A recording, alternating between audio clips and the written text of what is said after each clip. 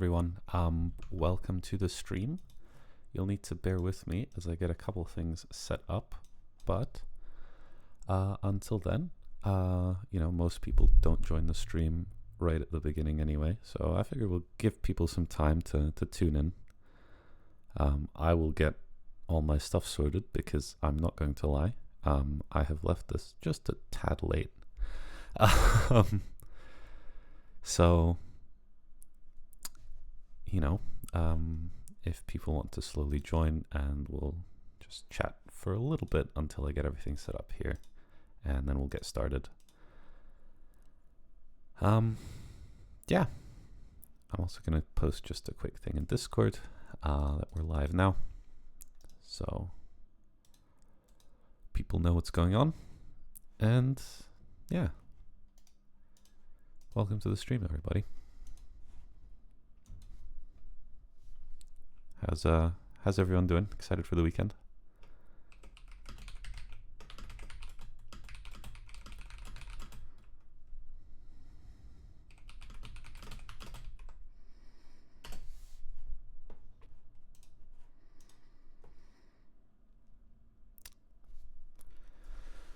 Okay, link posted. I'm just doing some quick final setups because I need to get my graphics tablet and stuff working, and I've been a little bit dumb and left it just a tad late.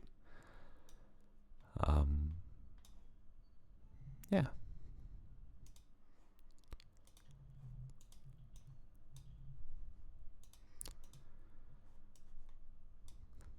So yeah, the plan for today is we're going to sort of,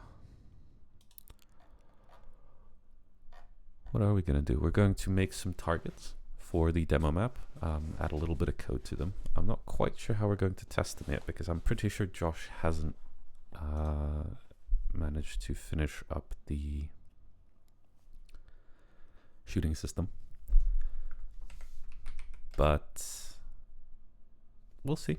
And then we're going to do some map designs, which I'm very excited about. I'm really curious about all of your guys' thoughts on that in particular.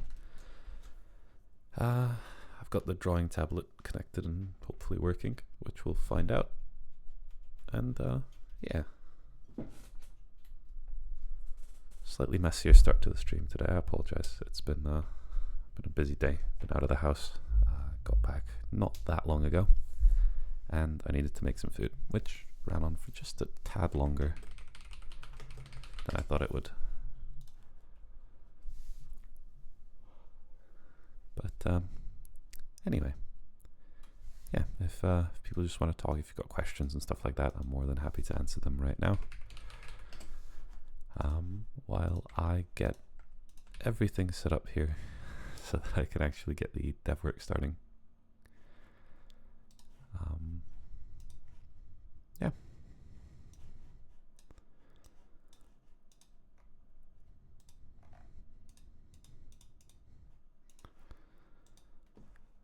And with that done, I'm just going to let this finish running, and we can get started.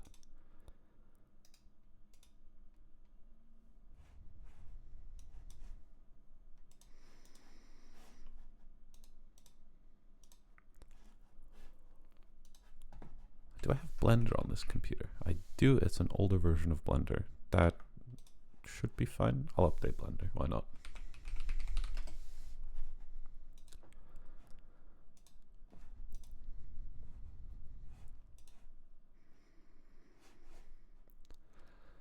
Okay, Blender's downloading.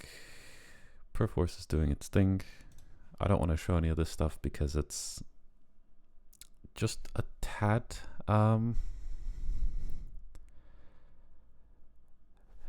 it's just sort of risky to share information, and I'm trying to be a little bit better at that because I've not been that great at it in the past, and it doesn't help with or to be doing it with just one monitor.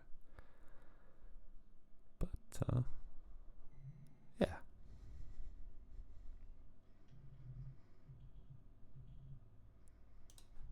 Got the latest version of Blender installed as well.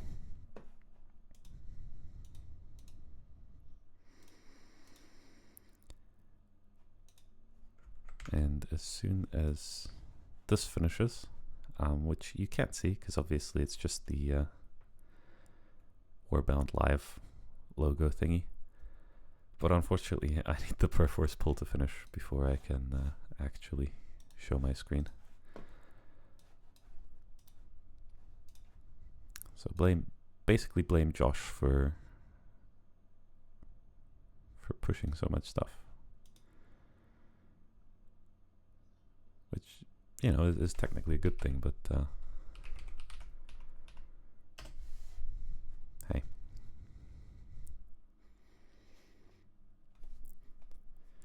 We're a bit delayed just starting here with the stream.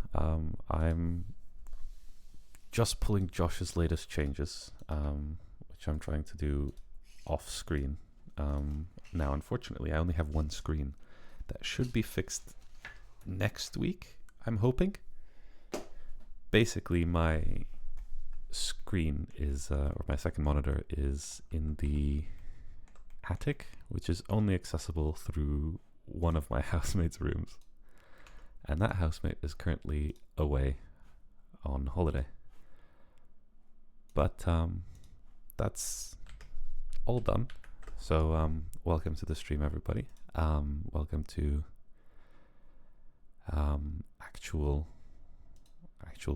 stream stuff. Thank you, NeoPro, for the follow. Mac the Knife, the blockout target. Essentially, I'm going to run the project here in just a second. And essentially what Josh has done is he's built this sort of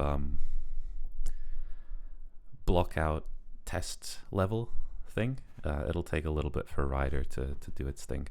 But he's essentially built this like little test level, and we want to put some targets in it that the player can shoot, so we can test all of our sort of gun code and you know, weapon stuff. And so I'm gonna be building a target for that today, assuming Josh hasn't already. He hasn't actually put anything, or he hasn't told me about anything, so I'm assuming he hasn't, but excuse me.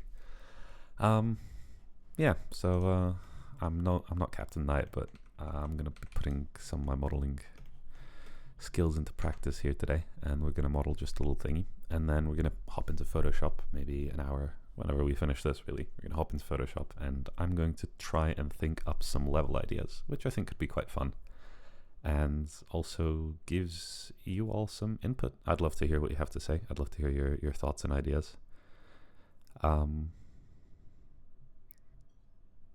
Yeah, that's kind of the plan. Hope everyone's doing well. Hope your weekends are good. Hope your weekends were good. Hope your weekends will be good. Hope you're excited for the weekend. It's Friday. I live in Loopy Land where I have a remote job, so I don't go into the office or shift or whatever, so I just kind of work when I want, and that,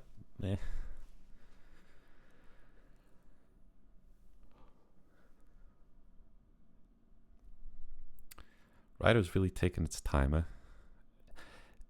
Yeah, remote work is great, and then it's also not so great, because I don't know. I've found that whenever I do remote work, like my boss essentially, or like the people organizing it, have slightly less, like, communication's just harder. Especially when it's on more of a freelance basis. At my previous job, which was kind of 50-50 in person, remote, but everyone was in the same town. The communication was just so much better because people were always kind of together and meeting up and seeing each other in person as well, and that's something that I really miss. But definite benefits to the remote work. Okay, wow, Ryder's really testing my patience. There we go, finally. I literally just needed that play button to come in. I'm assuming this will also pop into color now. So this is a lot of the movement code. For those curious, we worked on this last stream. I haven't really had time to touch the project in between streams. I've been sort of out of the house. I do some volunteer work. There's a great bakery near where I am. Volunteer with them and work as well. So this is one of the reasons I like these kind of stream slots, because it makes me sit down and work. So very, very grateful for them. Very grateful for all of you for supporting us through this. It's not the easiest thing to build a game, just sort of like this. But having all of you as a driving force is really motivating. So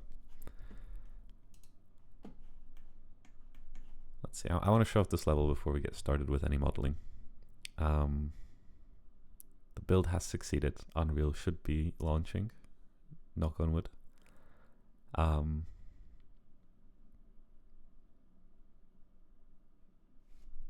Whatever you please, Unreal. It's being a little fussy. That's the stream. That's Blender. If Unreal's not going to launch, you may as well get started with some of the Blender stuff. You'll have to bear with me. There we go. There's Unreal. You'll have to bear with me because I mostly use Blender on Mac, so the keyboard shortcuts sometimes don't carry over. But essentially, I'm looking. Let's pull up some references. I'm not going too deep into this, not like Captain Knight, but what are we gonna do? We're gonna do like gun range target. That seems like a good Google search. So I was thinking less of this sort of target, and I was thinking more like the targets where it sort of spins around, if you know what I mean.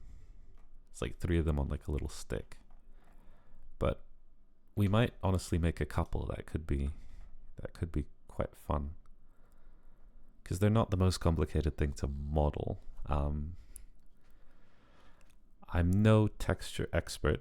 We probably won't texture them this stream, partially because I don't have texture software set up on this PC. But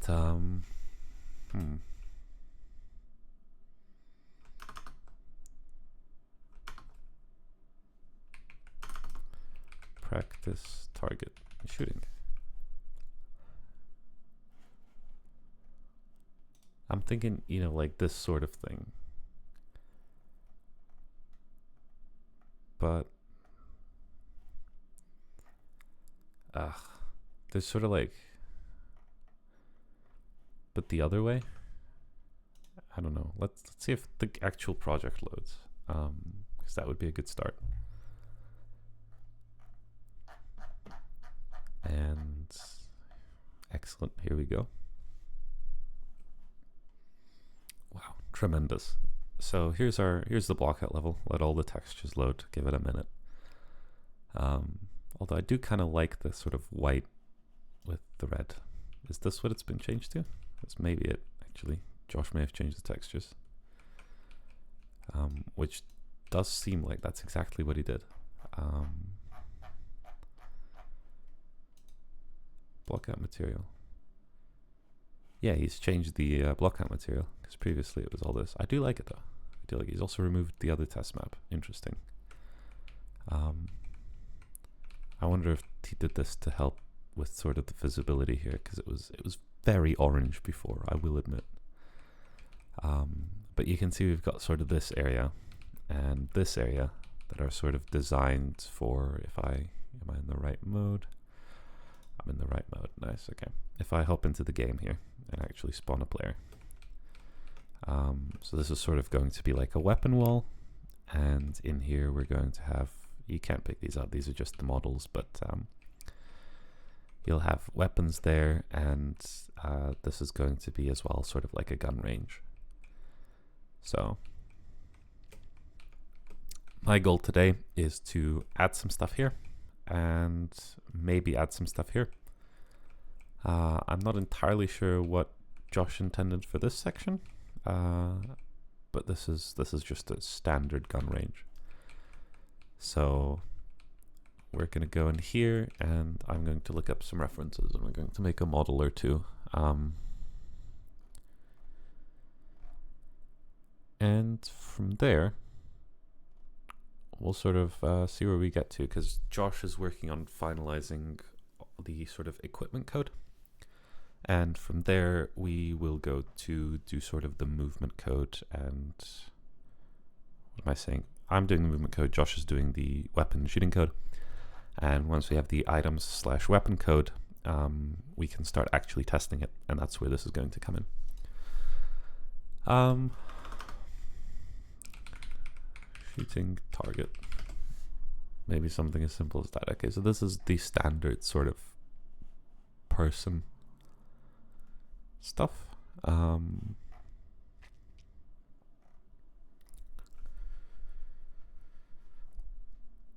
looking at like this sort of thing, a plate gallery shooting target. Let's Google that. Hi to all the people joining. It's lovely to see you here. Today, I'll rehash what we're doing today for those that don't know. What I'm doing right now is I'm researching some targets that we're going to model and put here.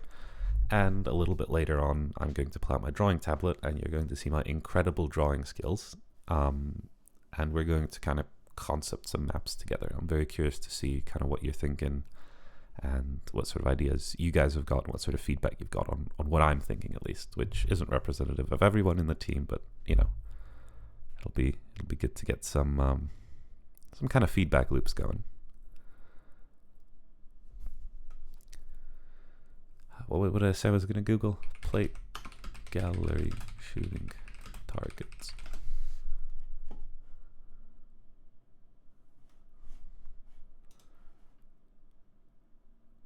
Okay, that's slightly more within the range of what I'm aiming for potentially. Are they called steel targets? Steel shooting targets. Okay, we're getting there. We're getting there. I like that. I like that a lot, actually. I'm going to assume that they swing around and you can kind of shoot it on one side and shoot it on the other, which I quite like, actually. So let's I'm just going to, can I just copy paste that into, no, it doesn't have anything to paste. Hey Tenefix, I'm doing good, actually. I'm trying to fix my sleep schedule right now, to be completely honest with you, because it got very out of hand. Yeah, doing good. Excited to do some non-coding work, to be completely honest with you. I've been really needing it. The last month of this project has been staring at a screen that looks not dissimilar to this. So very excited to do some sort of graphical stuff. All right, let's get sort of I need a scale reference. So,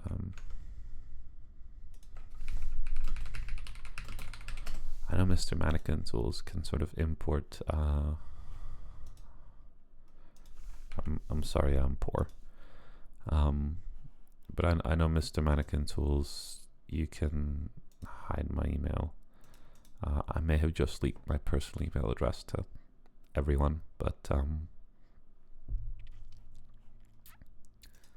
yeah, that's one of the reasons why I want to do this stuff on stream, because it's slightly more interesting than just watching me stare at that. This is not working.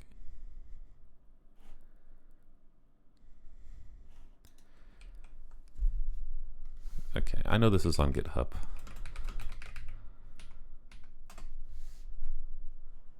So, to be honest, I should have just gone here first, but you know what, it is what it is. Oh, I've downloaded it like 12 times. Okay, that's a little embarrassing. I didn't realize it was downloading. But, oh well. Where is this? I need to get it. Preferences and add-ons, install, downloads, whatever version of Mr. Mannequin Tools I feel like using. Cool. So now I should be able to Mr. Mannequin templates, and that's, I really don't need the rig for this. I just need this basically Unreal Mannequin as a size reference. Because I'm thinking, I don't know about you guys, but I'm thinking this is like probably about the guy's height. Yeah, it's C++ is interesting. I quite like it, to be honest. I've written a lot of code in it, so it makes sense to me. But Unreal abstracts a lot of it for you. Like, you basically don't have to deal with any pointers and stuff, so.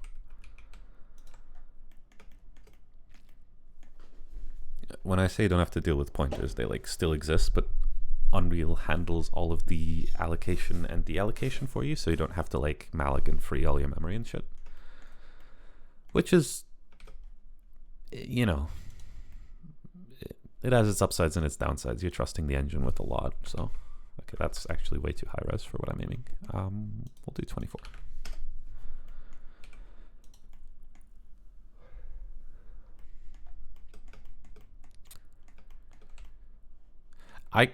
I don't hate it. I've written a lot of C for uni, and that tends to be, I mean, my friends make a ridiculous amount of fun of me because I tend to like C and choose it for courseworks and such, where you could like write it in Python instead, and they're like, why aren't you writing it in Python?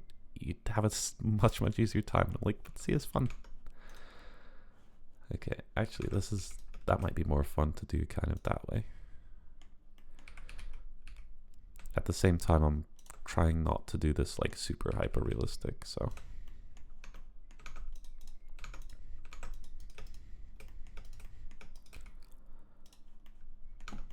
Okay, so now I've got that.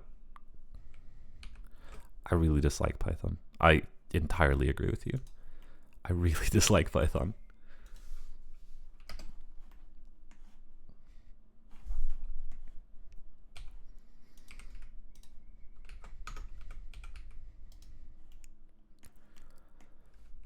Okay, I want like sort of, I'm gonna take you and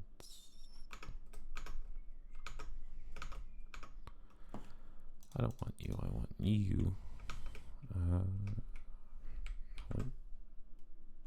No, I need cursor to selected, and then I can take these, and I can do that. And I can do a snap to, can I snap to cursor? No, but I can.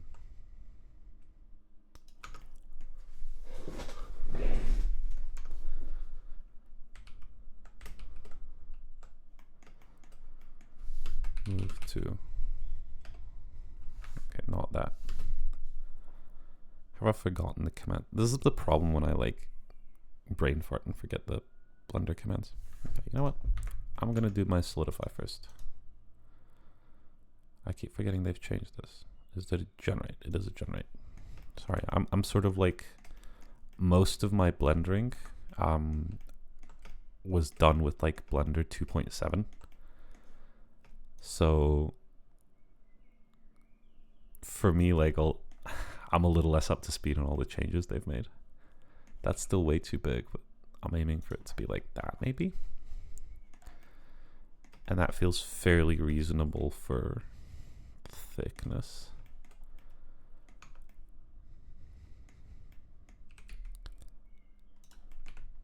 Okay, I'm just gonna wing this. This isn't like super important final game stuff, so okay, I need to apply this. How do you do this again? It's like Shift Control A. It is Control A. Nice. Oh, I'm kind of tired already.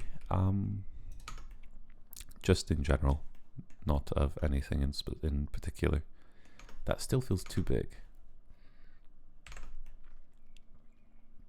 Maybe just by a little bit. If I just scale it down like that, maybe. Okay, that feels much more reasonable. And then it's sort of, what is it? Okay. This is going to be interesting.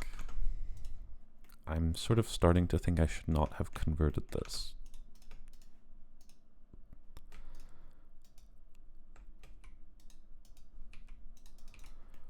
Yet. I'm gonna go in edges.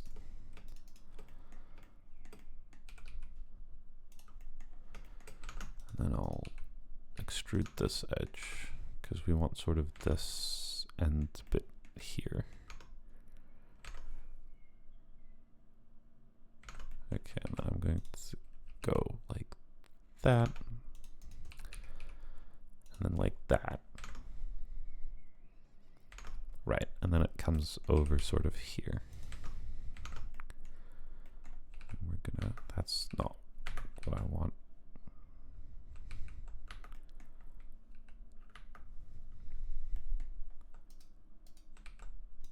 And then like that.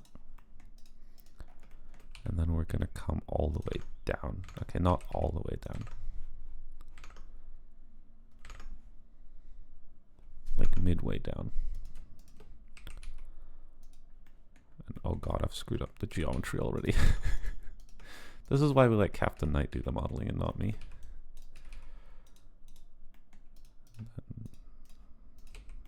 Just like that.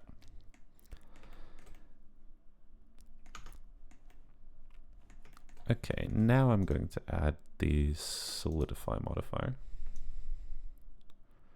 Sort of thicken things up a little bit. And we'll fix that bit later. And do sort of the connection later. For now, I want to do the little holes here. So I'm going to do a cylinder. I want this to be quite high res. We'll do 48.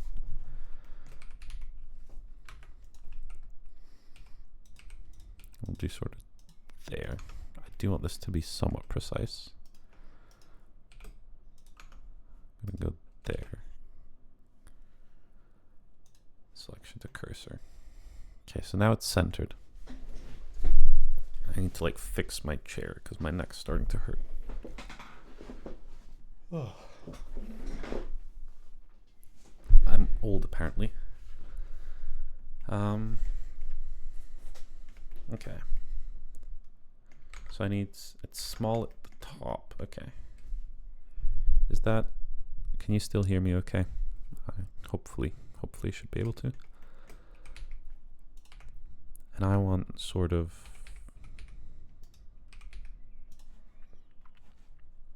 okay, so you're going to get an array modifier. Okay, cool, I'm glad. And we want, how many do we want?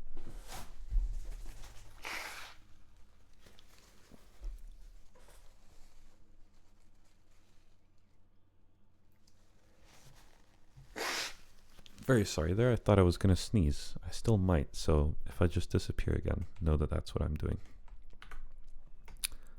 But I'm trying not to do it in the microphone and ear rape everyone.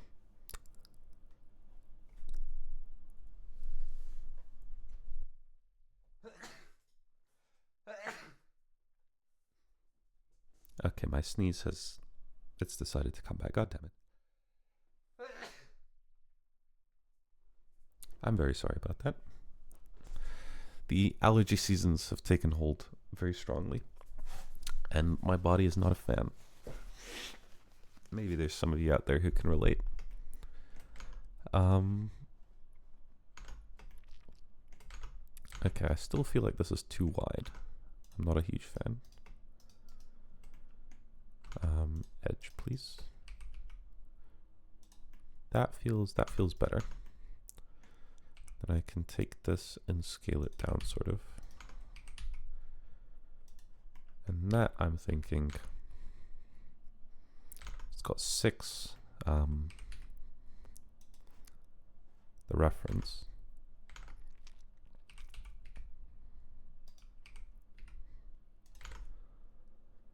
And I'm actually quite happy to have these quite close together, because they'll be scaled down. So this looks pretty good to me. I'm gonna apply that. Actually, no, I don't want to apply that just yet. I want to go in here and I want to apply the scale. And with the scale applied, I can apply this modifier and then just LP and select all of these and make them separate. We're going to origin to geometry all of these. I'm sure there's a slightly better way of doing that, but that's okay. And then I'm going to scale that by 0.75.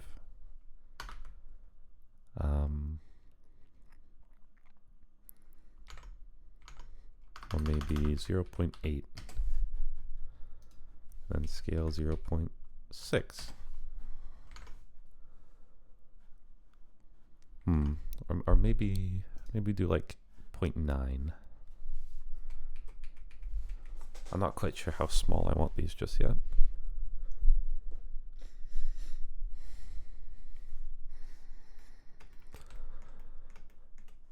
Uh, 0.9. We'll do 0.9 there. And then 0.75. Then 0.6. And then 0.4. And then 0.2. That feels familiar. I'm just wondering if 0.2 is maybe not just a bit too small.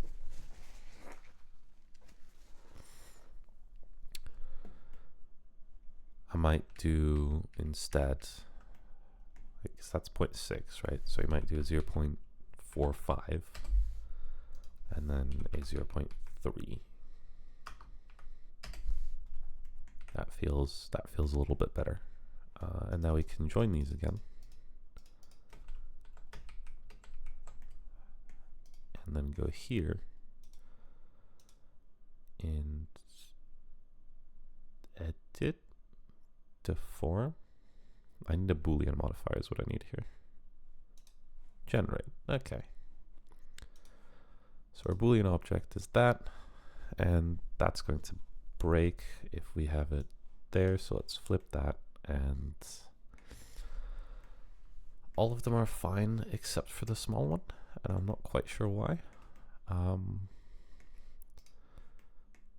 Let's scale the whole thing this direction. And now Blender's decided that that's fine. Cool. So we can go in here, and I'm going to make that complex just so we get a little bit more accuracy about it. And apply that, and now we can delete that. And I've done it the wrong way around. That should be simple. And we're already on the exact solver. Clearly you can see that I don't work with Blender as often as some people. And there we go. We have holes. Holes. Incredible. I might actually keep these though, just because that will allow me to check the offsets of the little targets. So when I look at the targets, all I'm seeing is like a circle with a thing coming out of it. So I'm thinking targets need to be big enough to fit in these holes. So I'm just going to go in here. I'm going to duplicate that. And I'm going to scale one of these. Oop, I need to set the origin. Scale one down just slightly.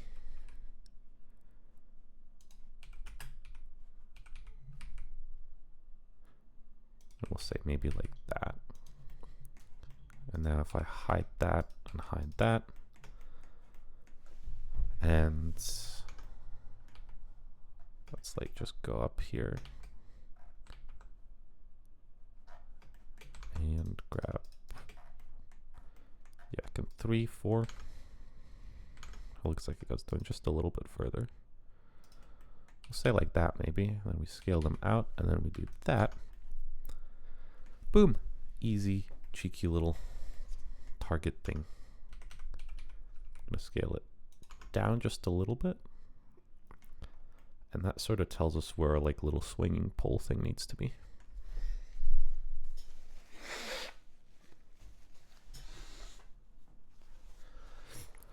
Sorry, I've sat in this room now and all the allergies have decided that they want vengeance or something.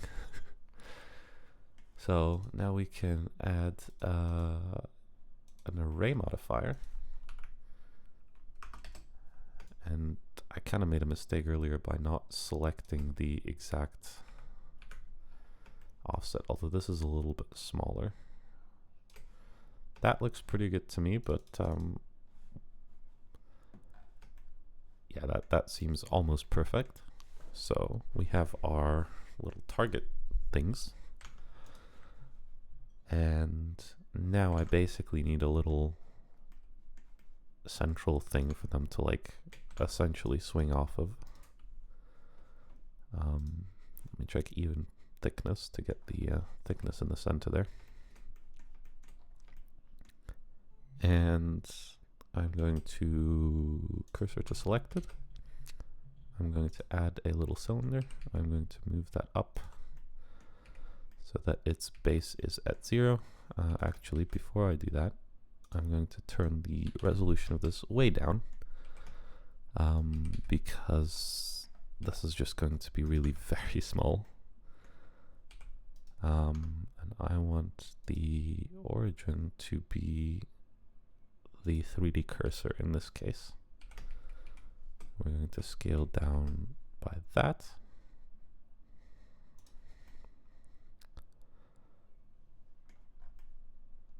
And then I'm just going to move it back slightly. And kind of have it in line with these little targeting things.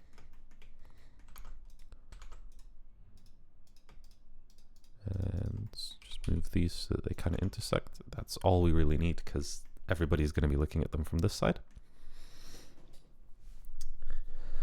And we need some legs and some sort of connection at the top there. So I'm just going to do like that. That looks believable, plausible, whatever you want to call it.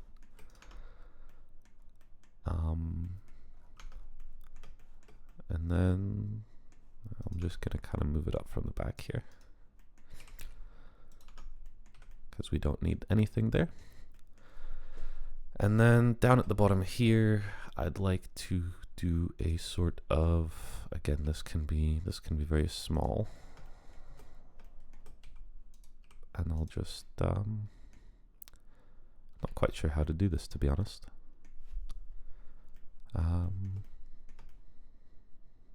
Okay, let's start with a mirror modifier.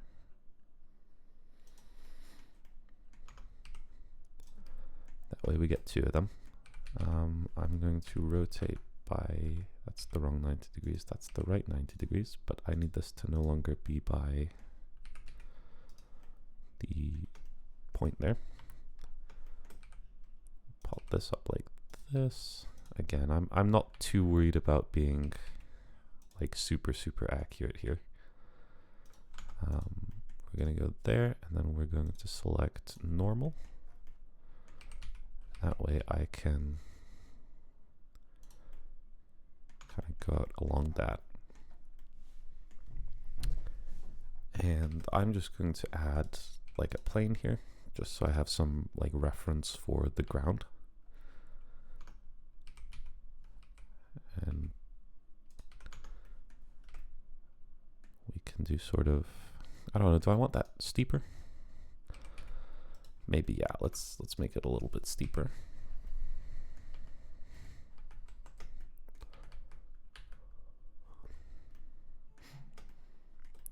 So this is a very messy rotation, I'm not going to lie to you.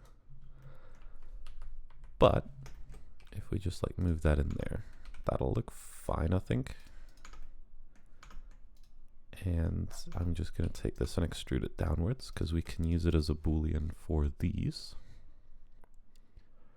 If I add a boolean modifier and we put that to the top, and I just select this block here, and we're gonna have to use fast, but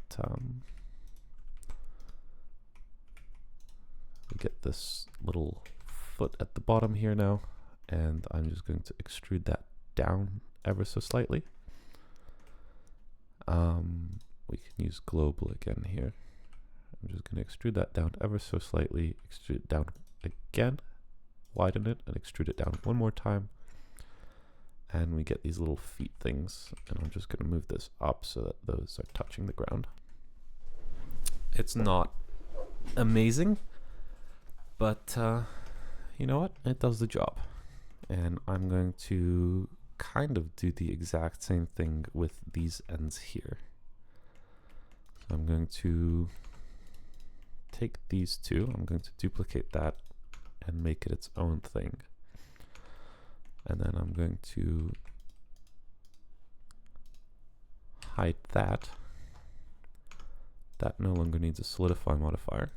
We're going to take the edges, make a face there, make a face there, and face at the top. And how do we do this? Okay, go here, add another modifier, add a Boolean modifier. Take that off and apply that. Now I can delete that, Alt H that, and now I can go in here and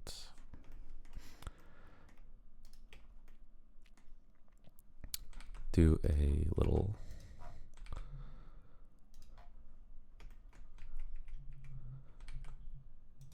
Control R project, little thingy here, and it's very annoying that it doesn't want to cut across that, so I'm just going to grab the knife tool and make a little thing there, and then sort of move that into place, and then we'll move that over, add another cut in the middle. I see why it's being upset now. If I dissolve, okay, dissolve edges works a lot better there actually. If I yoink that, actually, yeah, it'll give me proper ones now. Cool. So we can just do that and then scale that up however large we want and scale that up to follow, and we can sort of indent. Okay, that's not going to be, it's not going to like that. So let's scale that up, and then let's go all the way up here, and then we'll scale that up as well. Cool. It looks a little more attached now. We can knock those out. Now the only thing that's left is to figure out the connection up here. Let's actually sort that now. I'm going to apply the solidify modifier, and let's make it look like this isn't just floating here. So in the reference, it's got sort of a thing at the front here. So I'm gonna get myself a little bit of geometry here. That's not what I wanted. Move that down sort of like that. And that to me looks fine, but just for the sake of consistency, I'm just going to move, I'm actually just going to go like that. And I'm going to merge at last. And we'll do the same thing here on the other side. And it's not perfect, but it looks a little bit more. I don't think anyone's going to look at the demo map and go, I don't think that could actually exist. So we'll be fine.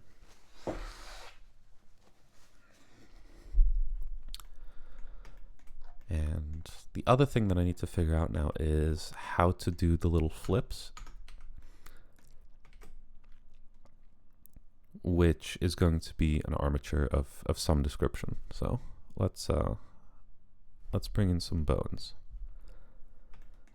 And basically I want one bone for the thing and then one bone for each of these, which we're going to join now. I need to apply the array modifier first. I'm going to join that now.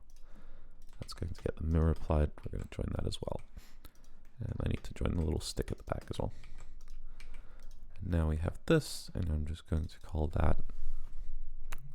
Yeah, it's good enough. Like realistically, this isn't going to be something in the final game. If we do add some sort of gun range to the final game, it's going to get remodeled by an actual artist. I'm going in today and I'm just making this so that we can test, and so, you know, potentially if we want to do like a gunplay test and we want to just give it to, you know, to the community, maybe to supporters at first and then to the general community, just to be like, hey, how does their gunplay feel?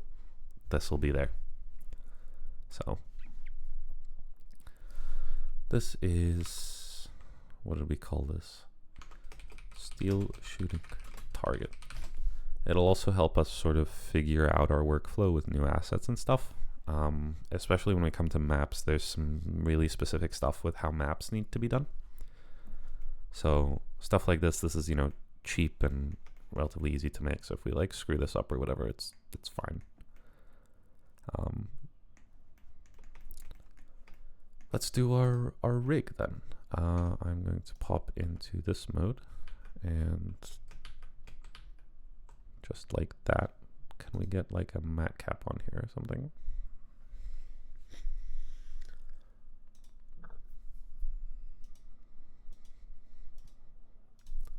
Mat cap with cavity. God bless. And I do like me my red mat cap.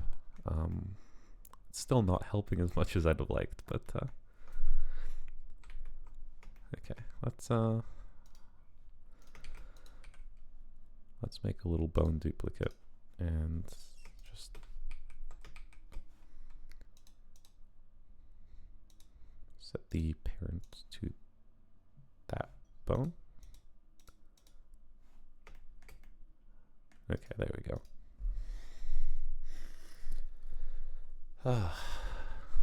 Okay.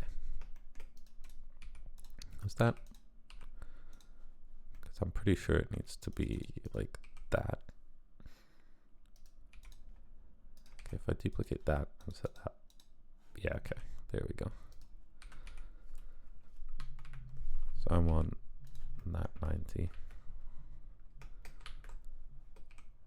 then sort of there.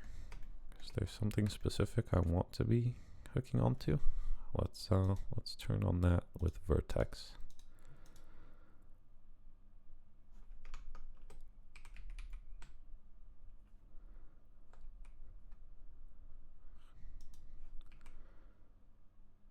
And then if I just do that, the furthest one from the middle on there. Okay. That works for me. Now I can, okay, no, I don't want to duplicate all of them. I want to duplicate just that one. And again, I want to snap to there. So I'm just going to duplicate this 6 times.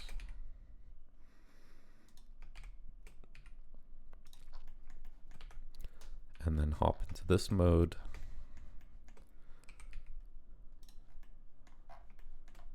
And just make sure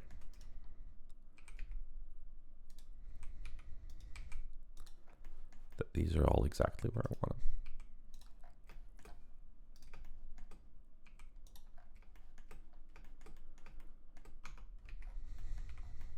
Cool. I'm not 100% sure how I'm going to animate these actually. I think for now I'll just like flip them 180 degrees when hit. But let's do our parent. I think it's the other way around. Yeah, with empty groups. And then I'm going to make this our, I'm going to say root. And I'm going to go into object mode. I'm going to select this. I'm going to select everything. I'm going to go here into root. I'm going to assign everything. And then just select all of these meshes and remove them. And so now if we look at the weight paint, you can see that our whole mesh is red, except for all of our little targets, which will be assigned to their respective root bone. So let's go in here. Let's name our bones. So this is going to be target 01, target 02, target 003, and so on. You get the gist of it.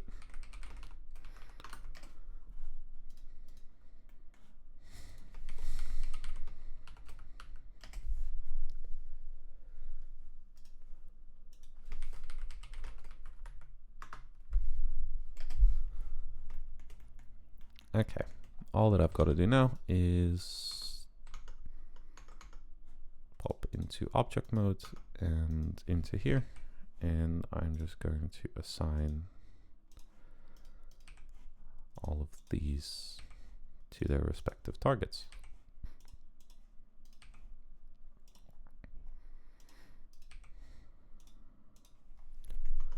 And so now if I pop in here, I can, you know, if this target gets hit, you can flip it around and shoot it from this side as well.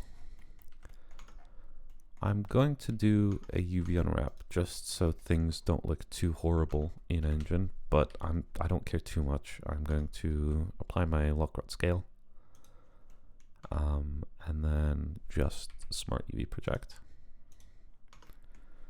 which will do good enough of a job. And then I don't actually have my standard export here. You can see I haven't really done many models on this PC. Most of my modeling is on my laptop because I've had that for way longer than this PC. This is target, steel, shooting target. So there we go. There's a little steel shooting target. And let's see if I remember how to export this as an FBX. I'm just going to dunk it on my desktop. And unfortunately, I don't have any of my standard export stuff. So I do know that we go selected objects. We want armature and mesh. I'm gonna take a peek at my actual other settings because those are well tuned over the course of many, many years, and I don't really pay attention to them anymore, so I don't remember them. Here, file export FBX, skeletal mesh. Okay, so check. We want all local. We want -X forward and Z up because that's what Unreal uses. We don't want to bake the animation. In geometry, we want normals only, that's right. Apply modifiers, that's right. sRGB is fine. Within armature, YX, null. We don't want to add leaf bones. And we don't want to bake animations. Okay, I'm going to save this as the skeletal mesh. Just in case, you know, I do any more models on here. And then we're going to just export that to there. And now back into Unreal. Warbound core. I don't think we're going to put any assets in core. I'm going to create a new folder called assets and props. And how do you make mercurial? It's a fun word. How's everyone doing? I appreciate it's been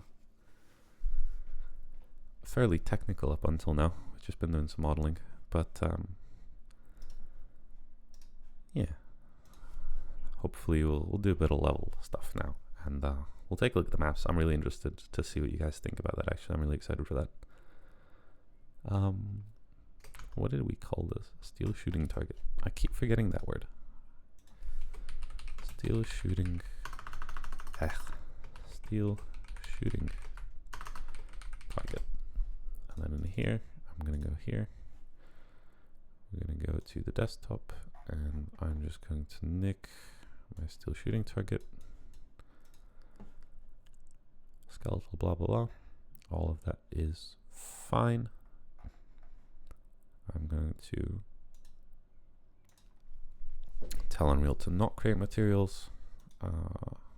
Do not search. Don't bother importing textures. And I'm going to hope that the smoothing groups that it imports are okay and not hideous. That looks fine. All of our normals are good.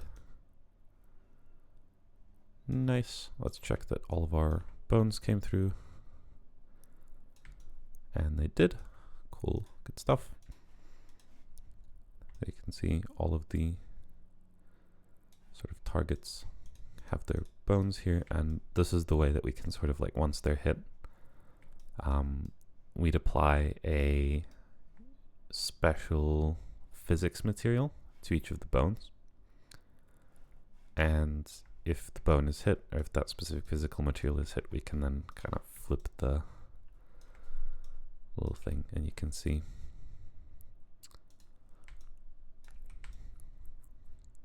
our little target here. I'm just gonna sort of put one in here maybe. Another one out here, just so we can sort of like go up and examine it. Let's just take a look in engine. It's always fun to see stuff you make pop up in engine.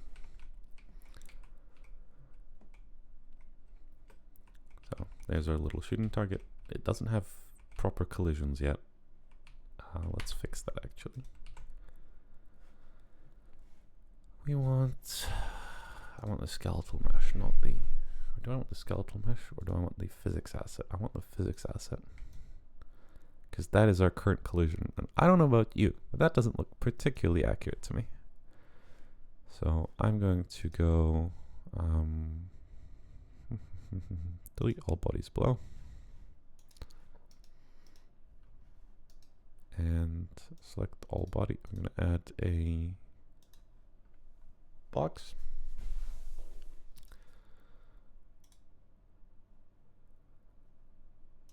If the engine will let me. I mean, if you say so, we can, you know, keep it as the blob, the tic-tac collision. It's a sensible default, I suppose. If I regenerate, let's add a box, and then I'm going to okay, I can't do that without. Okay, if I add a box to the root,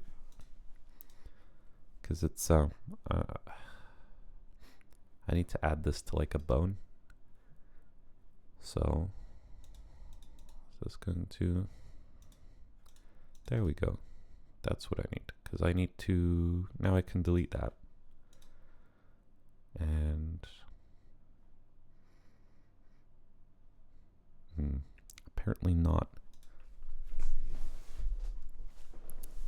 Unreal's collision system has always been a little bit confusing, so bear with me. We have a root collision, and that root collision has a root of a capsule.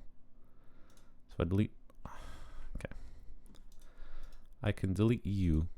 Oh no, oh, apparently both of them are like, okay, Unreal.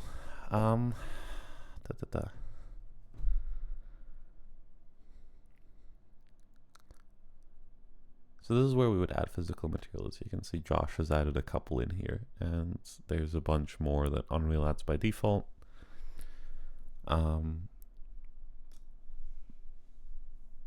But for now, I'm just going to be a little bit cheeky, and we'll say that this like bottom area, it's not even straight, man. Come on. Okay, let's turn the snapping off, and I'm just going to make it sort of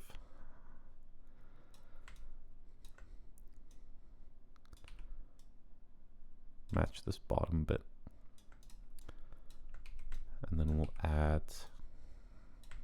make sure that this is semi-accurate.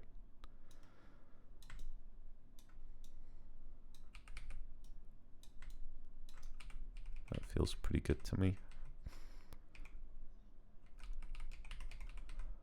And then we'll add another box. And if we look at this from the side, I'm just going to make it relatively like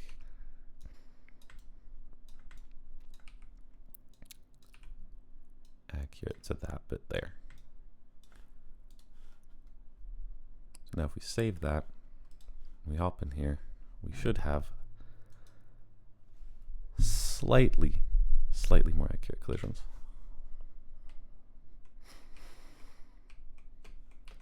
all the models are gone. Why did the models disappear? I think it's actually very confusing. I'm not sure where they went. I would guess that the engine just sort of went, okay, back to the previous revision for you. But yeah, you can see we can kind of get up on the stuff now. And that's where the little capsule helps as well, because it's not like a straight up, so you know, you can get up it and it's not super janky. And yeah, so we've got actual collision now. So for the time being, I'm going to make an actor. I'm going to check out selected just so we have this map. And I'm just going to go to for the time being, I'm going to keep the actor in here. So I'm just going to say BP steel shooting target. Pop in here. And I'm going to add a skeletal mesh. And from here, we're going to pick up the SK steel shooting target. I'm just going to rotate this 90 degrees because I think it should be. That way it's easier to just line them up here. Actually, I need to do it another 180 degrees because I rotated it 90 degrees in the wrong direction.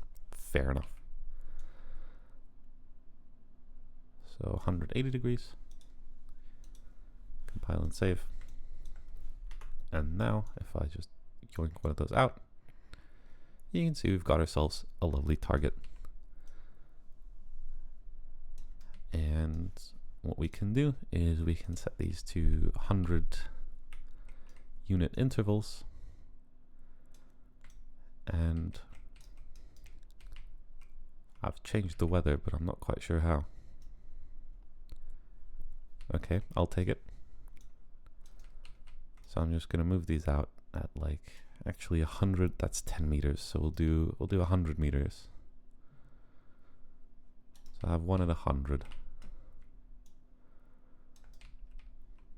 200, 300, 400, 500. That seems to be the size that Josh has made this roughly. And now we'll take it down again, and we'll sort of offset them just because, you know, you don't want to be like it just doesn't make sense if you don't have a clear line of sight at it. So we'll do 2. We'll do 3. I'll grab this last one just from the back here, and we'll do 1, 2, 3, 4. Now, there's going to be a problem with the lighting. I'm sure textures will help, but I think we'll work on those next week, just because I would like to get some actual map designing in. So with that, with this model made, so we've got this little model and we've got a blueprint now, so we can actually script it. So with that done, let's do some cheeky designing. I'm going to open up Photoshop, and I'm also going to close Unreal and Blender so that they don't absolutely hog all of my system resources. I'm going to yoink that, and we're going to make a new file. I'm going to take a, let's see, art and illustration. What if we make this a 4,000 pixel grid? Where's 2,000? Fine. Let's try 2,000. And this is where I really want to hear from you guys. So I'm gonna just get the drawing tablet out here, and we'll see if that works. But this is where I really want to hear from you guys about what you'd like to see. Oh, it's Josh. Hi, Josh. I'll have you know I have not broken anything.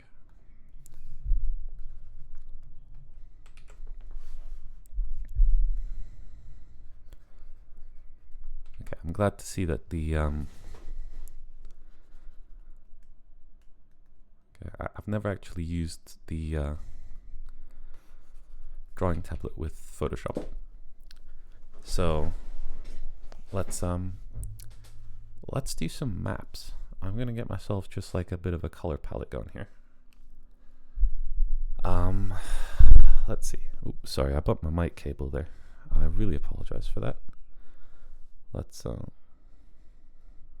see what color palettes they've picked for us here. Okay, I think this should do nicely. So, let's see. I'm gonna start by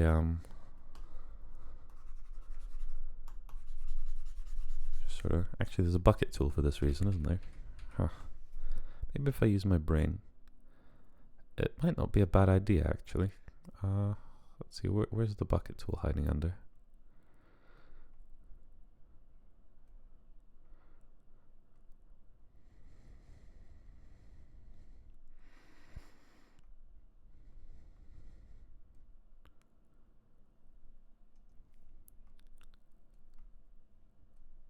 Clone stamp, brush. That's healing. Maybe it's gradient. Yeah, paint bucket tool. Hey, there we go. All right, I'll pop a message in the Discord. See if people are curious about joining.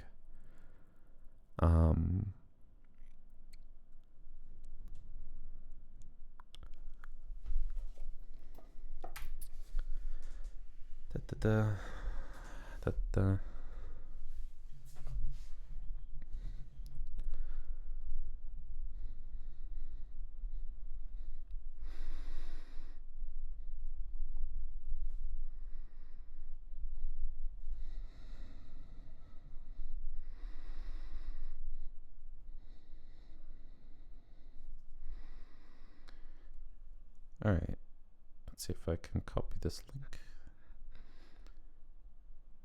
and yoink it there. Cool. That's been yoinked on Twitch.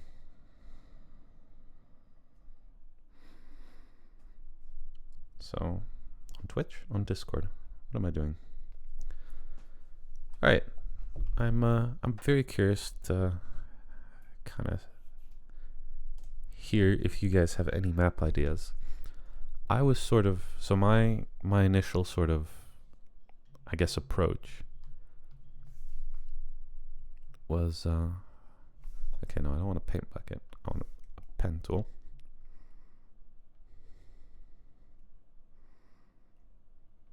What the heck is it doing? It's like below where my mouse is. Oh, okay. I don't know what it's doing. I don't know, 21 pixels, that's fine. So my initial sort of idea was let's get sort of a river in here. Sort of just a big old river in the center here. And I believe this is sort of one of the ideas that has been pitched internally as well, although we haven't really had the time to discuss any of the internal pitches yet. So it's all sort of just been an idea dump. No real discussions have happened, and we have like, we don't have any like ideas that we've, let's just say, like confirmed internally that we are going to be working on and testing out. Obviously, everything that we go through here today is purely ideas and not a guarantee of anything that will make it into the game. I feel like we say that a lot, but I also think it's important to say that a lot. Because everyone's got different expectations, and people might interpret presentation differently. So, you know, just to be clear. And then in my head, sort of a bridge kind of there, maybe.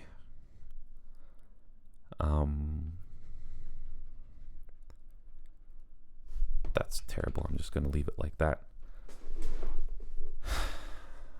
And kind of a road that goes from the edge of the map across the bridge and moves off at the end there. And if I got a good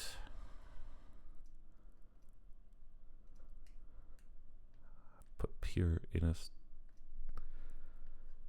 okay, no, I want you to be your own thing. Go on pure. Leaf. Okay.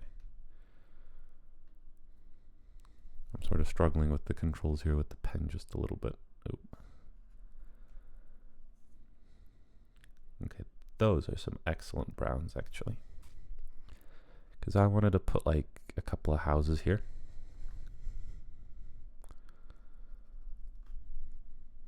And maybe we do like a... That's not that nice actually. Maybe we do like a road coming off of there.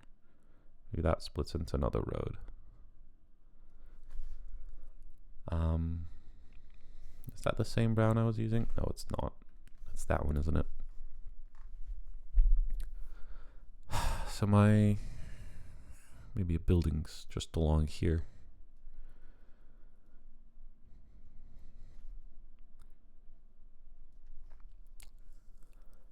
Now my original intention was to like put a cap point here, basically. I don't know, is there a universal color I can use for cap points? Let's just do like a purple circle.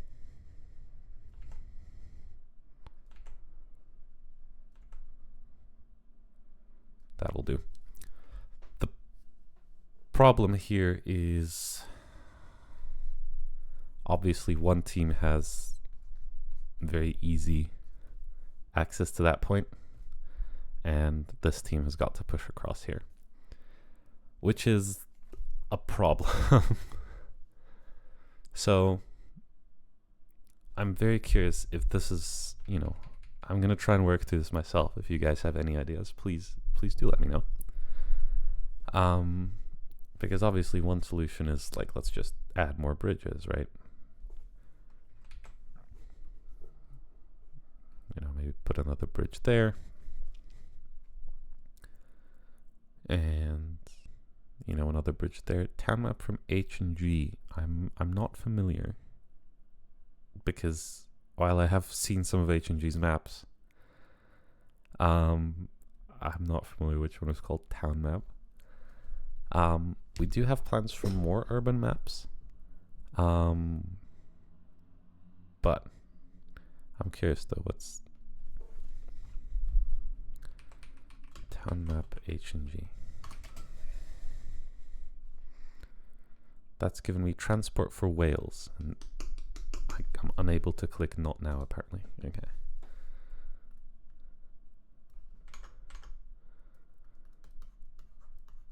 Okay, I just can't use the mouse or the drawing tablet with the browser. But you've gotten me the transport for Wales town center map of H and G, which is apparently a real place. Maybe H and G. Is this town? Is this what you guys are talking about?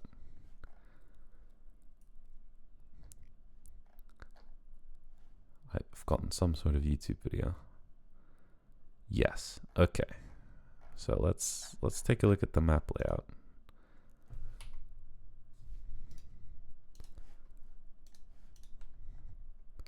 Okay, I can see where the I can see where the like reference is coming from. I would guess that these little things here are these like, I'm guessing these are river crossings of some description. Is this like shallow water or a bridge that can be built? I don't think H&G had those mechanics, but I'm guessing that's their solution to getting teams locked up on those bridges. I'm wondering if there's maybe a more elegant solution than just adding more bridges. That would be my line of reasoning. So like if we hop back here, right, instead of that, I'm actually going to get a slightly sharper, that's not the green, is it? No, it's that green, I think. Nope, that's too dark. That's the one. I'm gonna make my pen just a little bit harder, just so it's not 100%, but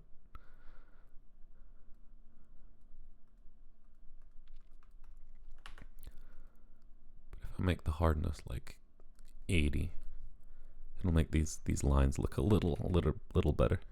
A river crossing somewhere. So are these? Can you guys tell me if these things on the actual HNG town map are like river crossings, or if they're something else? Well, I mean, they're crossings of some description, but I'm curious what kind of crossing that is. Because it's rather than just adding more stuff here, right? My line of reasoning would be more like, okay, what if we... I should have been using layers this whole time. What if we like... First of all, what if we take like a new river and just put like a river there as well? That's too dark. If we take roads through the water, sometimes with obstacles and shallow... Okay, so it is shallow water. Okay. So one way we could do this is that this whole thing is just shallow water. Like if all of this is shallow water, then you can just have people like pass anywhere. And that makes things easier. The other option is we take this and we move the cap circle like there-ish. It's a really big cap circle that way, and I'm not sure if that's the approach that I want to take, because, you know, if you do the cap circle like that, you can have, you know, let's take, you have a bunch of reds here, and you got a bunch of greens. That's a horrible way to see. We'll call them blues for now, just because it's easier on the contrast. But if you have a bunch of blues here, then the cap can be like totally even in terms of people without them actually meeting or fighting in any way. And that's always going to happen to a certain extent, but I'd like it not to happen to quite this large of an extent.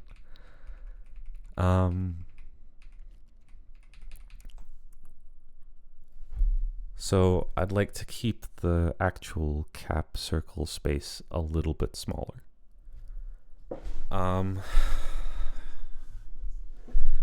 It's tricky. Map design is really tricky, especially from up above like this. Like it's a very aerial view. It's very difficult. Like we don't have a lot of stuff set in, which is why I'm kind of just doing it in Photoshop, and we're kind of just thinking through this together. Excuse me. Because it's not really feasible to start designing actual levels in the game, because that requires slightly more precise units and stuff like that.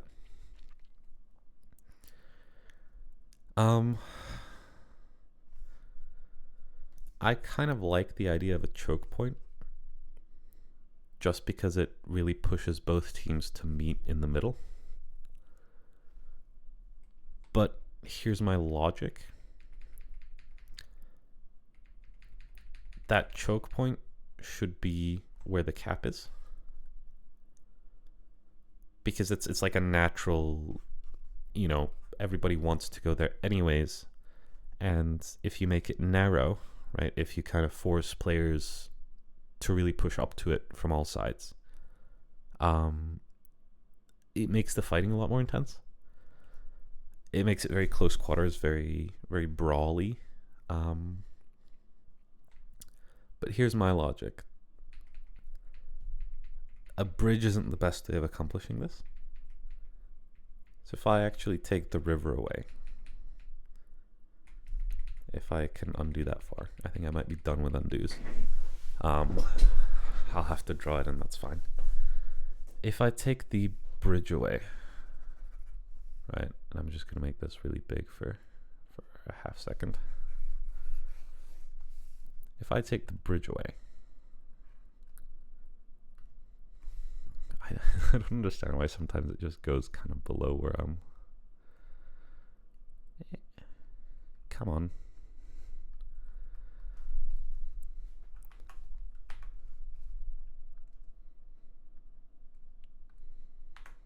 Okay, if I just like draw there, okay, there we go. And it hasn't saved it, excellent. Okay. If I take a darker color here, and we do like we've got like one mountain here, right, and another mountain here. And now what I can do is I can take a road, and I can have a road going down through the center. Maybe I want a slightly smaller. You know, if I have a road going down the middle here, and then in here we're gonna have a bunch of houses.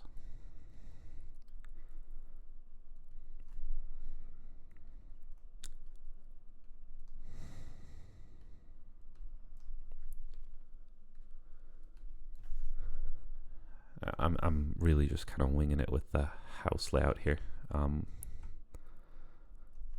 know, maybe a road or two. And this right here becomes our cap point.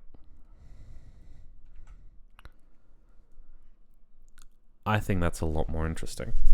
I don't know how you guys feel about that. But in my head, that's because it's the same concept as the previous map, right? Like it's pushing people into the center here. And what we're really focused on right now is we're not trying to design like big maps just yet, because we want the opportunity to first tune our FPS gameplay really tightly. And because of that, we want really like faster games and, you know, just kind of a real focus on the FPS combat.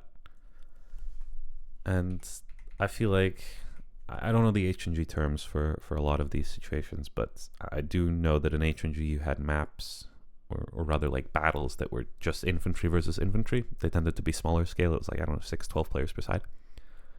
I've heard the name skirmish tossed around. That might be what it was called. I might be wrong there. But this could definitely be a map there. One idea that we have had that I don't know if sharing this with people right now is perhaps the greatest of ideas, but I'll let you in on what we're thinking anyway.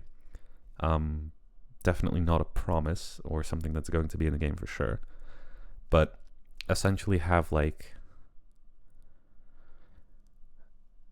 we'll say like map biomes, right? So if I make myself a new file here, so every map, right, we'll have like a little map. Every map has an associated biome,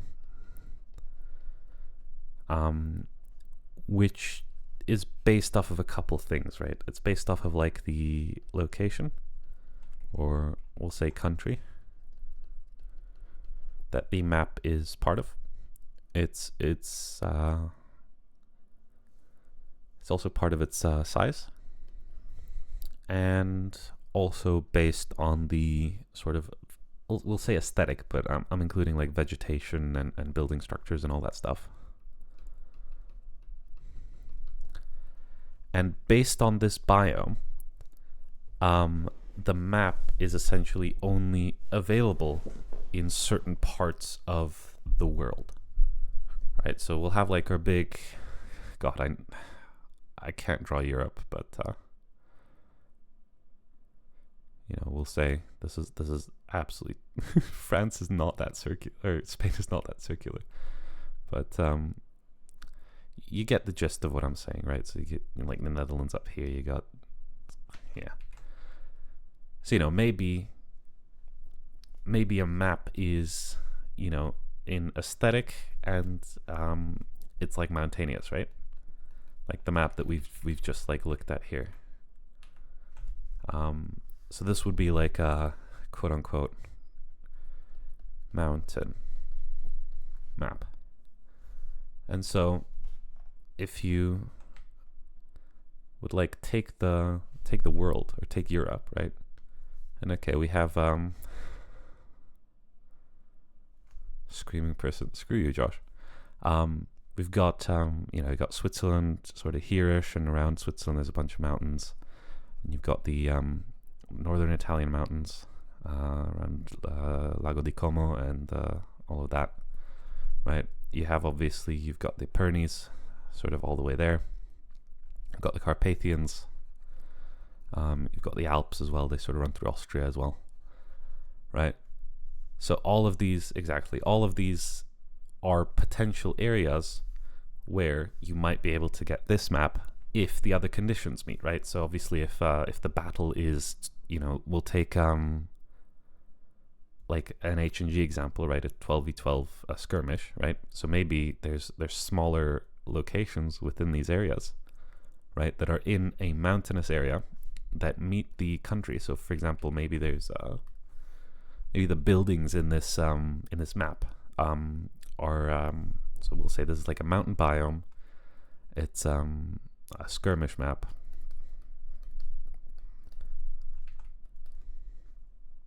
and I keep hitting Control 2 to move over to the or Control 2 and Control 1,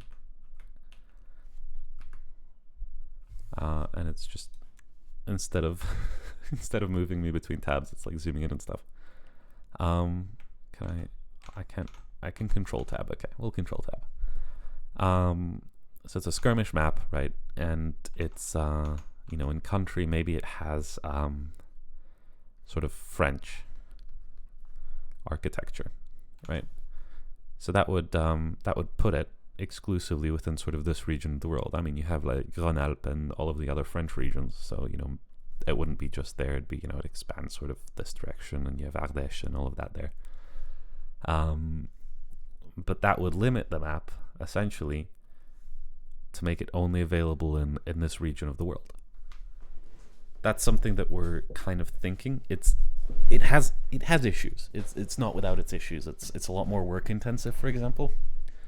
So we may not be able to end up implementing this, but the idea or the goal is that we can do these sort of themed maps and really have those apply in areas in the real world where they might actually apply. Because personally, one thing that sort of bothered me about H&G was that wherever you were in Europe, it always looked the same. Whereas obviously different areas of Europe look very different. So, it'll be complicated to make all the maps for sure. We still need, this is why I'm giving you this as an idea, as something that I've personally thought of. It's something we have discussed internally. It's something we have not come to a conclusion to, because like everybody, we're like, oh, this is a cool idea. But it could be really work intensive. And we have some ideas on using procedural generation and stuff like that to have smaller tweaks. And so obviously we'll be reusing that. Like, we're not going to make a new map for each city because we'd be making this game till the fucking 3024. But there are simpler things we can do to make maps fit in more with the regions of the world where they are located on the war map. I'm going to take a drink of water. I'll be right back.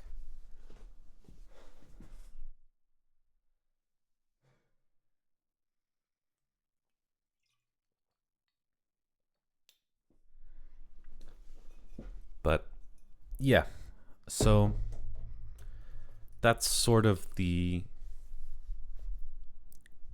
idea of like map biomes.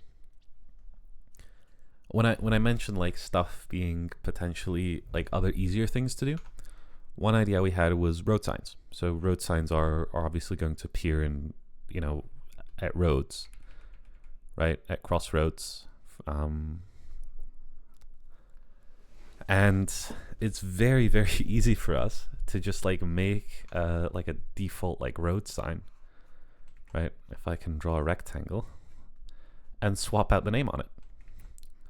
So if you're here in the world and you're on a road like that, maybe that says Geneva or, Genève. I think it's like that, whatever. Right? Maybe it points to Geneva. Maybe if you're like, that's Berlin and you're like here along that road, then maybe if you find a big road and then exit, it'll say, Berlin. That's a weird B. But you get my gist. Like, smaller stuff like this is also on the table, and the whole point of it is to sort of ground maps, because you can go sort of the world of tank. I'm going to use tank games here because I've played more of them than I have H&G. But you can use sort of the world of tanks approach of like architecting a map, just kind of, this is a cool idea we've had, and leave it very ambiguous. Where it's like, okay, this map is in Eastern Europe or America or Western Europe, and you sort of have a very generic or very general art style that's kind of loosely based off of overarching like cultural themes and architecture styles and stuff like that. Or you can go like, I know War Thunder does this, where basically all of their maps are like explicitly, very specifically based off of real world locations. They might alter some stuff in there, but it's like very demonstrably like a real world location. The goal with this is to kind of sit somewhere in between. So like we'll have a maps that fit sort of France and this part of the world, and we'll have maps that fit Italy and Italian architecture, and maybe if we somehow get like a larger team, right, we can do, okay, you'll have sort of coastline architecture, right, coastal maps that would take place in any coastal cities. And I feel like if we do these, then you'll have maybe 2 or 3 that are applicable to the whole of Europe. And then you can kind of go in and make them much more specific or much more grounded with touches like this, right? Where you kind of add little details that, ground them to a specific country or a specific, even a specific town. Maybe, extrapolating this, maybe we have like a system where if a town has a town hall in it, right? We have like a nice building. It's got, I don't know, sort of a tower thing going, and it's got a name on the front. We can dynamically change that name. We have the technology for this. It's not difficult. And personally, I feel like it really grounds. I feel like I've said that a lot. It grounds it in real world locations. But I don't know. I feel that's the sort of thing that keeps things interesting. So very curious to see what you all think about that. For now, I'm going to get back to this sort of mountain map. I think it could be funny to get some elevation on here, actually. Let's see, that's a lot darker. What was I previously using? Was it this? Yes.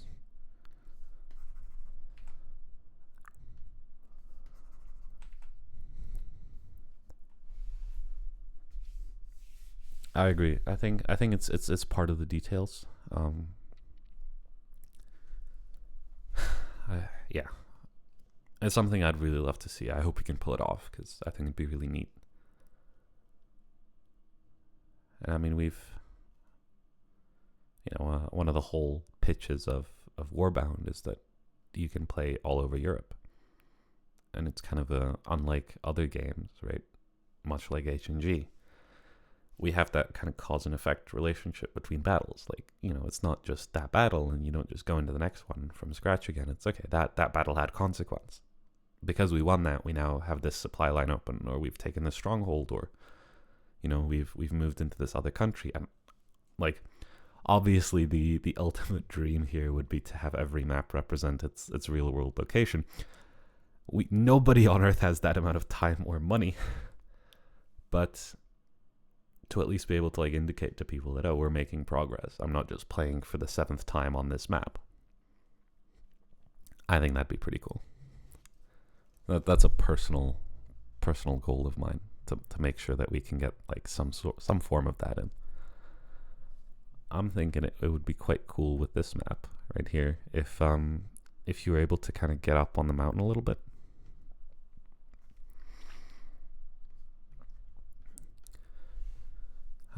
Maybe there's like a path on either side that you can kind of get up on.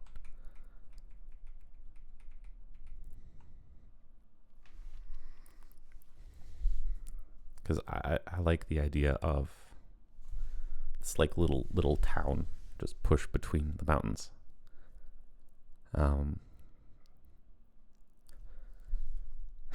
I wonder if we could sort of put like some broken anti-tank defenses like here, maybe. Not stuff you could use in game. Just like I'm just thinking about sort of the fantasy of this little town. Because you know, if one side captures it, this is like a prime defense location. So I'm thinking maybe, you know, some barriers or something just across the sort of like that.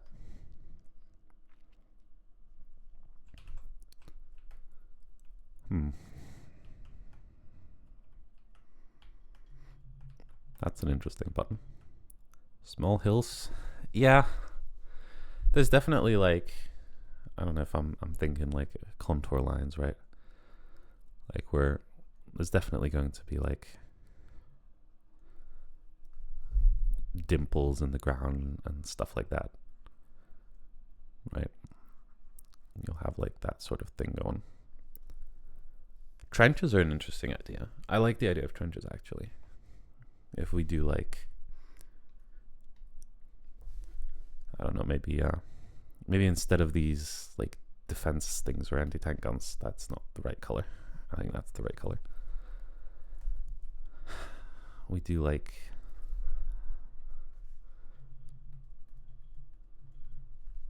a trench network along here, sort of. Maybe even like it comes into the town and you can kind of enter from behind a house. At the same time, I don't want to put too many defenses here, because again, that makes it very easy for this team if they're able to push through the town, right, and set up here. Then this becomes a point where they can defend. And I mean, obviously you can kind of remedy that by adding more cover, right, like along here, right? And then attackers can sort of, you know, use that to move up, or yeah. But given the option, because I can, you know, go ahead and like add trenches to this team as well.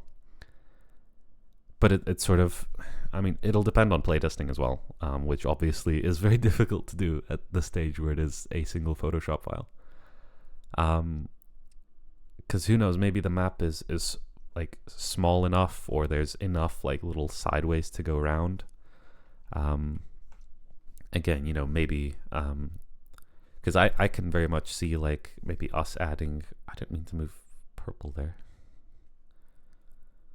Okay, I can very much see us adding like additional, like a pathway up here and a pathway up here. And you know, maybe you'll have, you know, a sniper sit here. And you know, they'll have a great view from up there. But again, if we make sure that this isn't too high, right, a lot of their view will be just blocked by the houses, right? It'll be sort of, you know, they'll be very dependent on where players are located.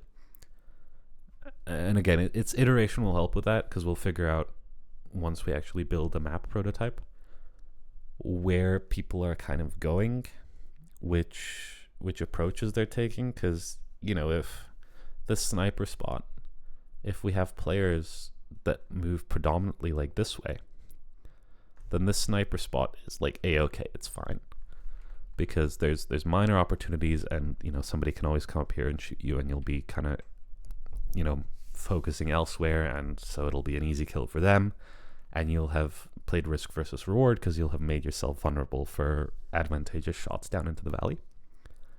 But if the primary route that players take is along here, then this becomes a very, very overpowered spot. So yeah, trees. You're absolutely right. Trees as well are, we can add trees where we want to help hide cover, and I feel especially against snipers, it's a great point actually, because especially against snipers at that height, they'll be a great block for snipers. I think, to me personally, what I would, if like, because I don't mind the idea of like adding defenses here. I would probably push them out a little bit. So if we push them out a little bit this direction, we add sort of like crates or whatever here, right? And the same on the other side. Then that makes it easier for attackers to use them as opposed to defenders. And it also means that people who are defending this cap and maybe wanting to move up here have a much riskier run, because obviously enemy players are going to be spawning down here. But it's very easy to say stuff like this with authority right now, because most likely as soon as we like start testing a map with actual people, it's not going to go anywhere near the way we imagined it going. But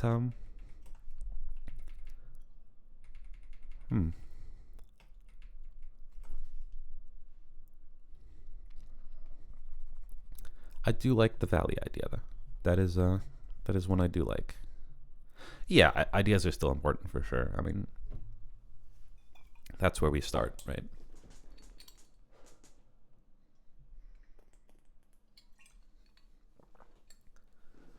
But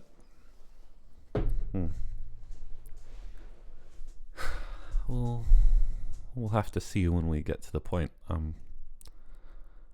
Hoping to be doing a little bit more work on the project this coming week. After that, I'm gone for a little bit, so. But the goal would be ideally to start putting levels in place maybe 3 weeks from now. I'm gone next week, but I think I'll try and do sort of the Tuesday streams will be more technical. We'll do some more programming, and then the Friday streams we'll do kind of a chill stream. We'll do kind of a level design or drawing or whatever stream. And I feel like we'll run through some of this with the team, see what ideas we have for these maps. And then maybe 3 weeks from now, we'll start putting together the actual like map building framework inside the engine. Because there's like a very specific, we'll be using what are called content plugins to build our maps. And I feel like actually getting those working, that'll be a sort of 3-4 weeks from now, maybe.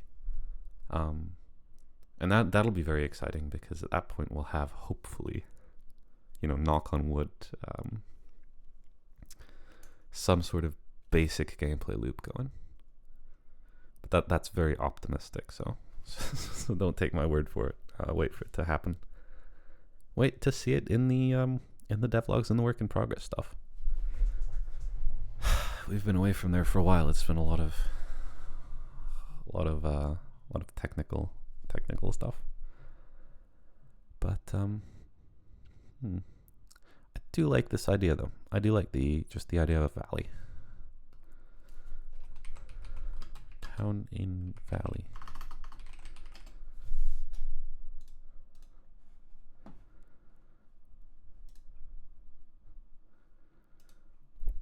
Because like this sort of, that's Colorado. Interesting. America, God bless.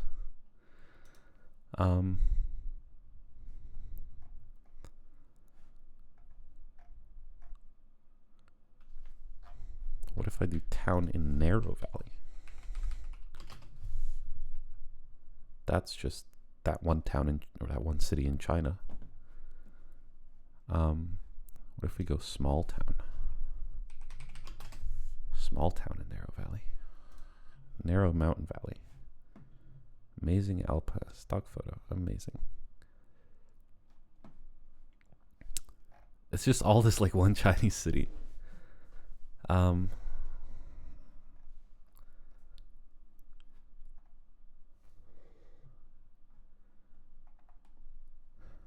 Germany.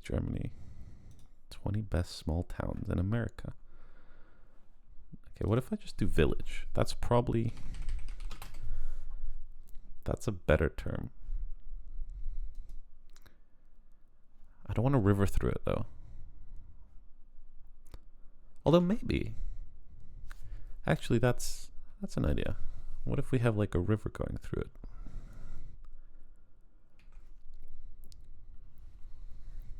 Sort of a... I mean, it'd make it very realistic.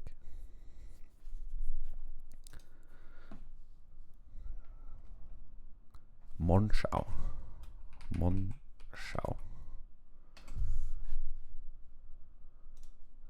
Okay, this is a much bigger town than I had in mind. But the kind of Alpine Valley vibes, you know? Alpine Valley vibes.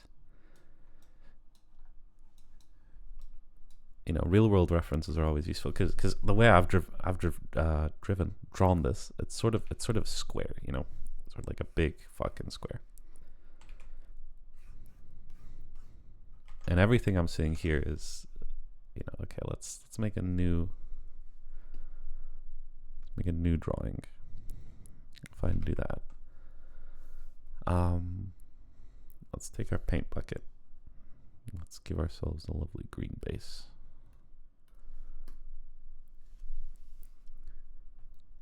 And now I'm thinking, like, what if I have this river just going down? And okay, I'm actually going to make this a decent bit thicker just because I want to zoom in a little bit on the actual town bit. Okay, let's just make our pen thicker. My question with this is, because the way that this is sort of forming up in my head is way less the openness of H&G. It's way more sort of tight-knit, like door-to-door combat. Because this is, like, in my head at least, it's a fairly small map. Right? Obviously, we, like, have the ability to build bigger maps, but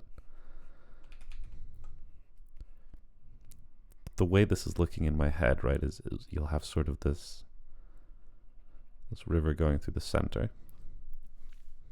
Right, I don't know if any of you have ever been in Ljubljana in Slovenia, but it's making me think of the way that, like, the bridges are there. And it's sort of like, you know, you have lots and lots of these little bridges that crisscross like this, right? I'm actually not going to do them like that. I'm just going to do, like, you'll have sort of like roads that are like parallel to the river.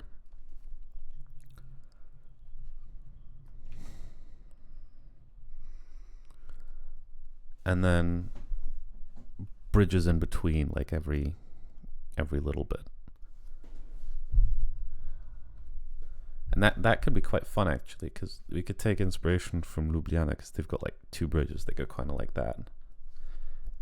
And then, like, just put a cap circle like there. Like that. And then, I don't know, in terms of buildings, you'd have, like, I don't know, a building there. A building there. Building there. Building there. Building there. And then sort of, I'm just thinking here. I'm thinking out loud.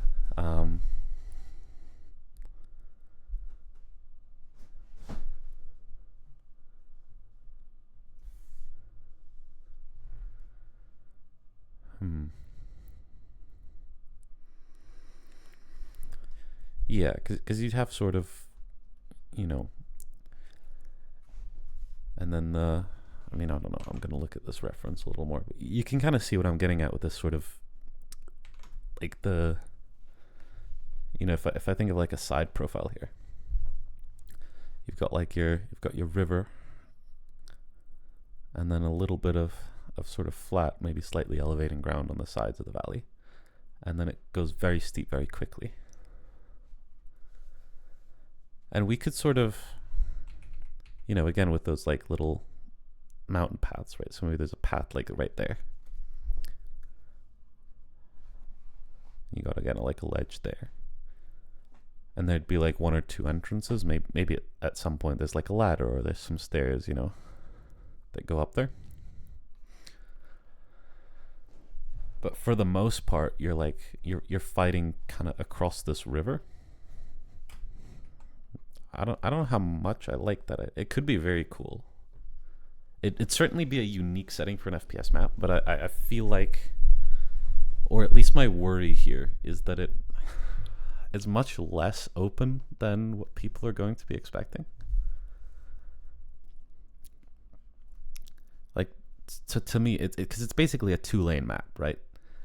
As opposed to H&G, where it was sort of like, okay, you got this big space and there's like a town here and you can go everywhere around it.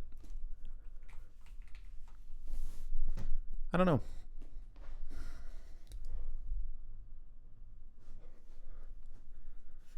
It's definitely a way to like force people to fight, but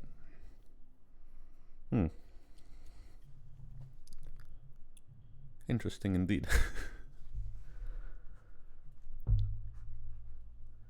It also kind of makes the question of Sniper Fiesta. Sniper Fiesta I feel like is fairly easy to avoid because you just need to not give the snipers good lines of sight. And whether that, like, the river can become curvy or like this is just a drawing, like I feel like if you make the river do like that, right, then at this point the sniper only sees like a little bit ahead. At the same time, like, you could just not allow this map to have snipers on it.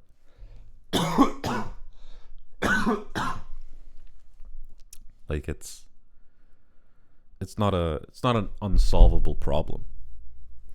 I'm also like, you know, like at the very beginning of the game's lifespan, like really what will, like, there won't be that many weapons, so.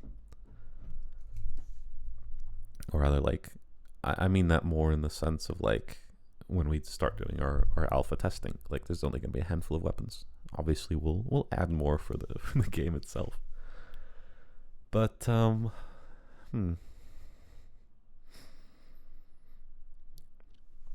the alternative, or the other thing that I was sort of thinking of, is sort of like a more open crossroads. So it'd be like, you know, let's get this thing.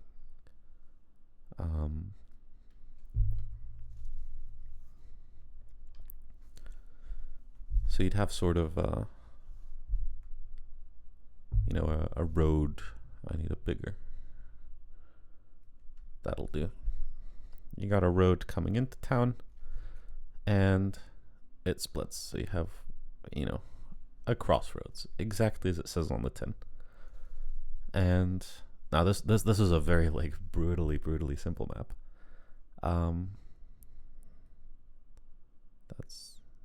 That'll do. And then you've got sort of just the cap circle in the center here on the crossroads. This is actually the map that led to that idea of the sort of these signs, because, you know, it's like a really, you know, you have a couple locations here where you can put like really cool sign details. And hell, if we really wanted to, like, you know, there are small crossroad towns. Like, we could add this to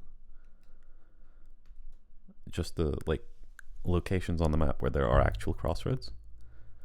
And, you know, you have maybe like a church here. I'm just gonna do that by adding, that's not a cross, that's a T. That still looks like a T. I don't know how to make a cross look like a cross. That looks religious enough, right? We'll add like a little tower on the end here. So you got like maybe a church and a couple of buildings. Because this is what I think of when I think like more classic H&G map. Right, like, you know, maybe one of these is like a tavern or pub or something. And one of these is like a hotel or a hostel or whatever, just a spot for people to sleep. And then the rest of the people are just farmers, right? Like you'd have like wheat fields behind and around the map. And, you know, you'd have sort of the cap point in the middle here. And, you know, maybe a red team spawns here-ish. And I'm going with blue team again, just for visual clarity, spawns there-ish. And, you know, you have your like main line just rush into the center.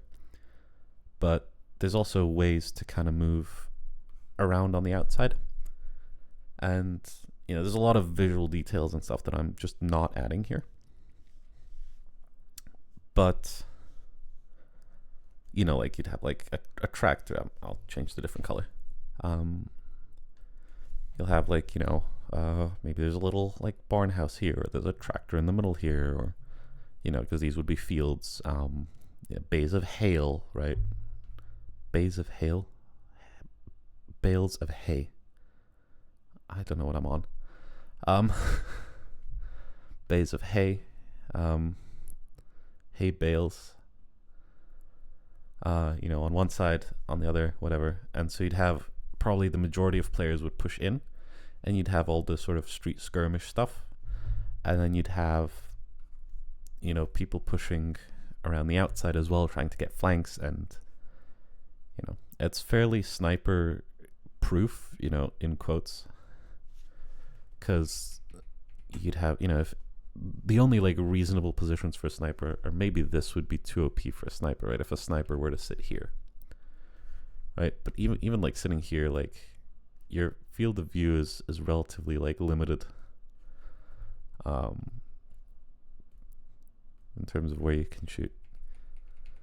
King of the Hill type skirmish, yeah. I mean, we, you know, funnily enough, we could probably put this just on a hill. Like, you know, just everything's on a hill and whatever. It's definitely that sort of vibe, though. I get what you're saying. I like this concept quite a lot. This was the first map that I kind of thought of. It's not quite as unique or as interesting as whatever we've got like going on with these two.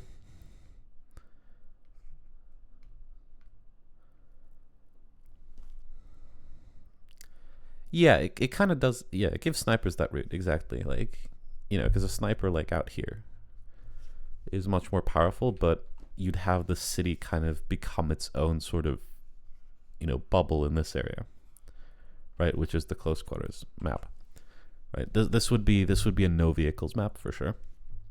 Like vehicle maps, once you add vehicles, the maps get a lot bigger. The other idea with this was that, like, you know, if you're like moving troops on the on like the war map, right, and they, you know, they encounter each other, like this would be a location for them to fight. So maybe at the spawn points you've got like a bunch of troop transports, right, just to visually like distinguish it from other maps, right? So both teams start with troop transports, and maybe instead of a cap circle, the goal is to destroy the other team's troop transports. And, you know, depending on how efficiently you do that, that result then is passed on to the RTS map. So if the blue team wins by an overwhelming margin, right, the blue team keeps the amount of troops that they actually kept in the battle and move on. I don't know. We haven't designed the RTS yet, so I'm just talking out of my ass here. But that's sort of two of the ideas I had. So yeah, we'll see what happens. For now, I am going to go and get myself some dinner and slowly wind down here. But thank you so much for joining me. It's been lovely to have all of you, and I'll see you all again on Tuesday. We'll do some more programming. We'll see how far I get over the weekend. I do have work is starting to get a little more intense. It's been kind of very hands-off for the last couple weeks, so I've got an actual job to do now, and so I might have a little bit less time to work on the game, but I'll always be here for the streams at least, and I'll do my best over the weekend to make some progress that I can show off on Tuesday, and hopefully we have some something more interesting than 2 hours of movement code programming. But yeah, we'll see. I'll see you all on Tuesday. Thanks again for tuning in. I can speak. And yeah, I'll see you next week.